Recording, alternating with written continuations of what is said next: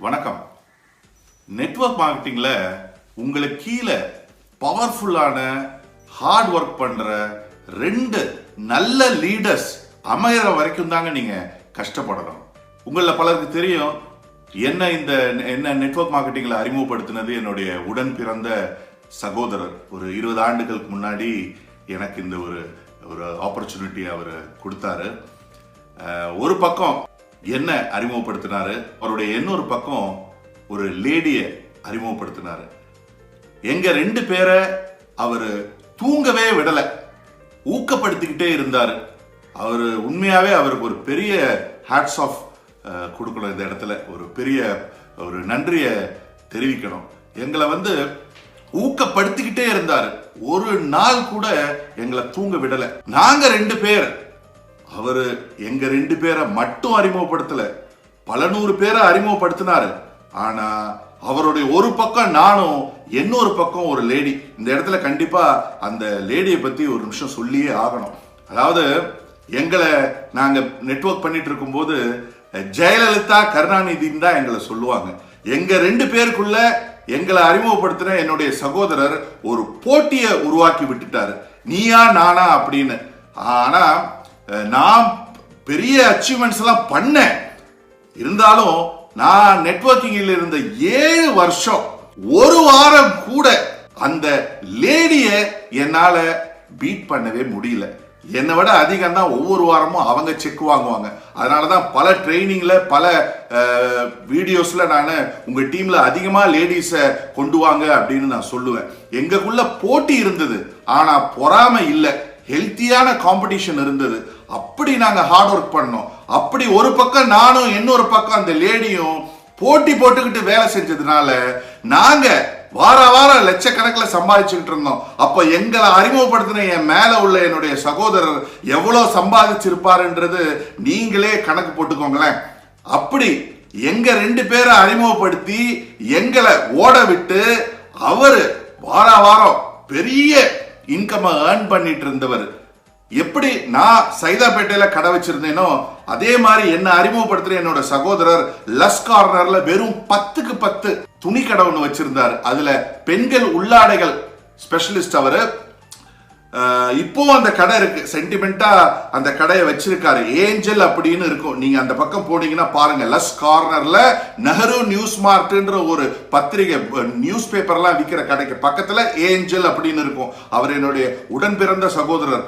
அவரு நெட்வொர்க் மார்க்கெட்டிங்ல நல்ல 2 லீடர்ஸ கிரியேட் பண்ணதுனால இன்னைக்கு அவர் இருக்கிற வீட்டை நம்ம கொஞ்சம் பார்ப்போமா?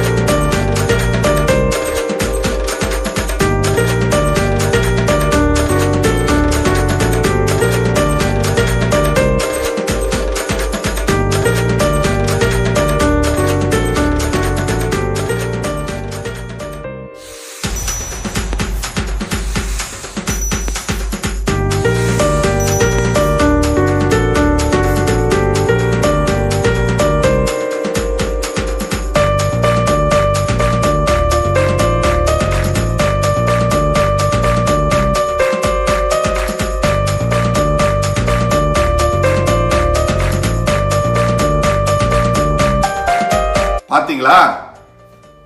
ஒவ்வொரு செங்கலும் நெட்வொர்க் மார்க்கெட்டிங் பிசினஸ்ல சம்பாதிச்சது, ஒவ்வொரு ரூபாவும் அதுல நெட்வொர்க் மார்க்கெட்டிங் பிசினஸ்ல சம்பாதிச்சது. இன்னைக்கு நீலாங்கரையில 17,000 சதுரடியில அவருடைய பங்களா. இன்னைக்கு அங்க பெரிய பெரிய சினிமா ஆளுங்க எல்லாம் வீடு கட்டியிருக்காங்க, பெரிய பெரிய தொழிலதிபர்கள்லாம் வீடு கட்டியிருக்காங்க. ஆனா 10க்கு 10 மயிலாப்பூர் லெஸ் கார்னர்ல ஒரு சின்ன துணிக்கடை வச்சிருந்தவர் நெட்வொர்க் மார்க்கெட்டிங் மூலியமா கட்டின வீடு அவங்க எல்லாரோட பெரிய வீடு. அதை ஞாபகம் வச்சுக்கோங்க. அதனால நீங்க உங்க கீழே 2 லீடர்ஸ், சரியான லீடர்ஸ், அது எப்ப வரும்னு தெரியாது, அது வரும். ஆனா நம்பிக்கையோட அந்த உங்களுடைய லெஃப்ட்ல ஒரு லீடரும் ரைட்ல ஒரு லீடரும் உருவாகிற வரைக்கும் நீங்க முழு உழைப்பு போடுங்க. அந்த 2 லீடர்ஸ் வந்துட்டா இந்த வீடு என்னங்க, இதை விட பெரிய வீடு உங்களால 100% கட்ட முடியும். நாங்க அப்போ பிசினஸ் பண்ணிட்டு இருக்கும் போது ஏகப்பட்ட பிரச்சனைகள், ஏன்னா கவர்மெண்ட் அப்போ ரெகக்னைஸ் பண்ணல, நிறைய லீகல் இஷ்யூஸ் எல்லாம் இருந்தது. ஆனா இன்னைக்கு நெட்வொர்க் மார்க்கெட்டிங் இந்தியால லீகல் கவர்மெண்டே வந்து நெட்வொர்க் மார்க்கெட்டிங் பண்ணுங்க அப்படின்னு சொல்றாங்க. காரணம் நெட்வொர்க் மார்க்கெட்டிங்னால இந்திய கவர்மெண்ட்டுக்கு ரொம்ப பெனிஃபிட், நிறைய பெனிஃபிட்ஸ் இருக்கிறதுனால கவர்மெண்டே என்கரேஜ் பண்றாங்க, நீங்க பண்ணுங்க அப்படின்னு, நெட்வொர்க் மார்க்கெட்டிங் கம்பெனிஸ் ஆரம்பிங்கன்னு சொல்றாங்க. அதனால உங்களாலையும் முடியும் அப்படின்னு சொல்லி நான் முடிச்சுக்கிறேன். நன்றி, வணக்கம்.